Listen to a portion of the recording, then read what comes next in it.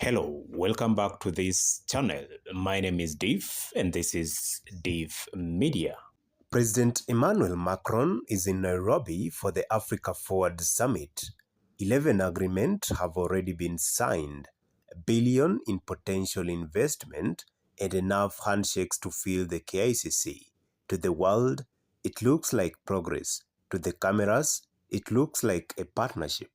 They call it Africa Forward, but for the average Kenyan, it feels like we are standing still while the debt moves forward. We're told these 11 deals will improve our lives, but how? Will the new electricity control center lower my tokens tomorrow? Will the modernized railway make life easier for the man in Busia or the vendor in Githurai?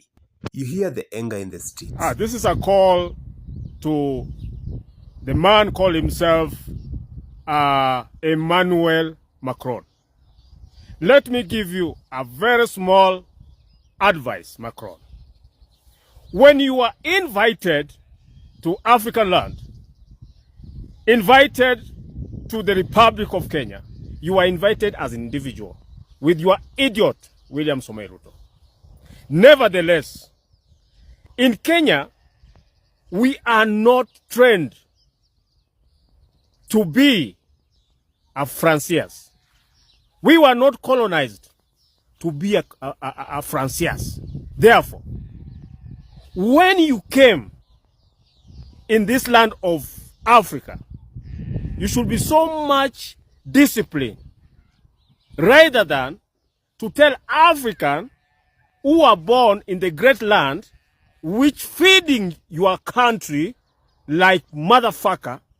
You are telling Africans that they lack discipline. Who are you? Who are you?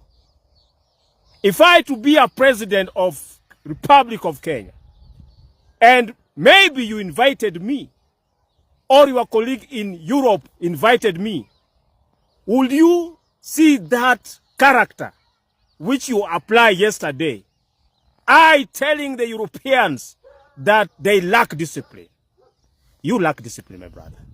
Emmanuel Macron, you lack discipline. And this is the reason why the West Africa, they rejected you. Now, we know your plan with so-called idiot Ruto. I want to give you this sentiment. Remove your militaries from African land, especially Kenyan land. Remove your battalion, your tanks, and your firearms, and take them back where they belongs, to Paris. We were not colonized by France, and therefore, our independently minded and justice stood for African by Africans. No one will come to our land and start to abusing us. Bad manners. In fact, Africa, Mali, Senegalese, Burkina have thrown you out of their land. You are no longer a custodian of the West Africa.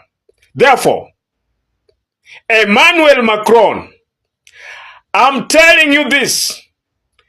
Remove your tankers and the firearms out of the Kenyan land and take them back to Paris, France.